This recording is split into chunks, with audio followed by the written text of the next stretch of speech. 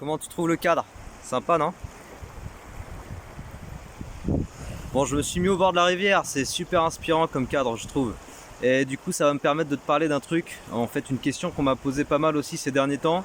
C'est pour les élèves qui sont en première et qui ont pris l'option maths, physique, chimie, et puis SVT ou autre chose, et qui me posent la question de savoir quel est le meilleur truc à faire pour la classe de terminale. Quelle option conserver, quelle option jeter, etc.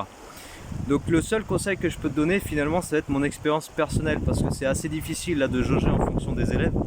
C'est assez dur de dire bon bah vas-y garde maths et physique chimie et puis jette le reste. Mais par contre je peux te parler de mon expérience perso et comment moi j'ai vécu le passage de à l'époque c'était de seconde à première, puisque le choix il se faisait à ce niveau-là.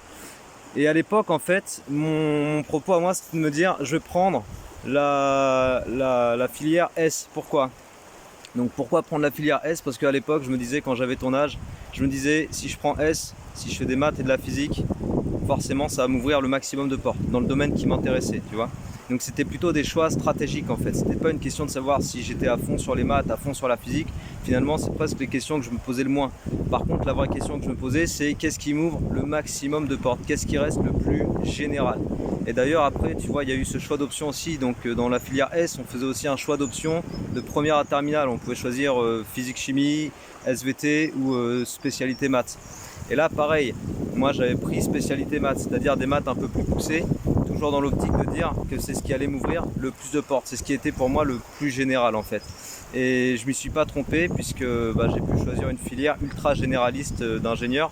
Et même dans la filière d'ingénieur après que j'ai choisi, il fallait se spécialiser. Et là encore j'avais choisi la spécialité la moins contraignante. Tu vois, parce que je pouvais choisir mathématiques, chimie ou je sais plus quoi d'autre. Moi j'avais pris énergie. Donc énergie c'est de la physique, mais c'est tellement vaste qu'aujourd'hui avec le diplôme d'ingénieur que j'ai, je pourrais bosser dans plein de domaines. Je pourrais bosser dans de l'éolien, je pourrais bosser dans l'hydraulique, je pourrais bosser dans du pétrole, je pourrais bosser dans le nucléaire.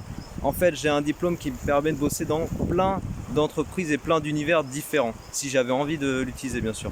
Donc voilà, le choix pour moi c'est plutôt un choix stratégique.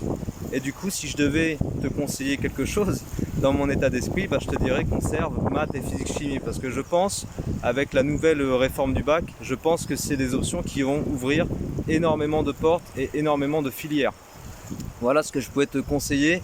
Après c'est très personnel, ça va peut-être pas te convenir, ça va peut-être pas convenir à un autre, peut-être que ça conviendra au troisième, je sais pas. Mais moi mon état d'esprit c'est plutôt de dire que dans des choix comme ça, il faut toujours se garder le maximum de portes ouvertes, parce que tu pourras très bien changer d'avis sur ton orientation dans 2 ans, 3 ans, 4 ans. Et c'est là que tu auras envie d'avoir le truc qui t'ouvre le maximum de portes. Et puis aussi en fait les maths et la physique chimie, ce que je peux te dire, mais là pareil c'est un avis perso, je peux me tromper, peut-être que tu ne seras pas d'accord, mais pour moi les maths et la physique chimie, si tu les bosses, ça t'apportera toujours du plus, que ça te plaise ou pas de toute façon. C'est pas une question de est-ce qu'on aime les maths ou la physique. C'est-à-dire que les maths et la physique c'est deux matières qui te permettent de bosser vraiment ton esprit d'analyse cartésien. Tu sais ce qu'on appelle l'analyse cartésienne, c'est d'être face à un problème et puis de poser un plan de résolution et après d'aller résoudre avec des outils techniques, des équations, des inéquations, enfin bref tout ce qu'on fait en maths et en physique chimie quoi. Et en fait ça pour moi c'est un bon entraînement, parce qu'après ça peut te servir tout le temps quel que soit le domaine. Voilà, donc c'est pour ça que si je devais te conseiller, si tu as envie d'un conseil, je peux juste te donner mon expérience. Et mon expérience, si j'étais à ta place, je conserverais maths et physique chimie pour la terminale, histoire de m'ouvrir le plus de possibilités pour la suite.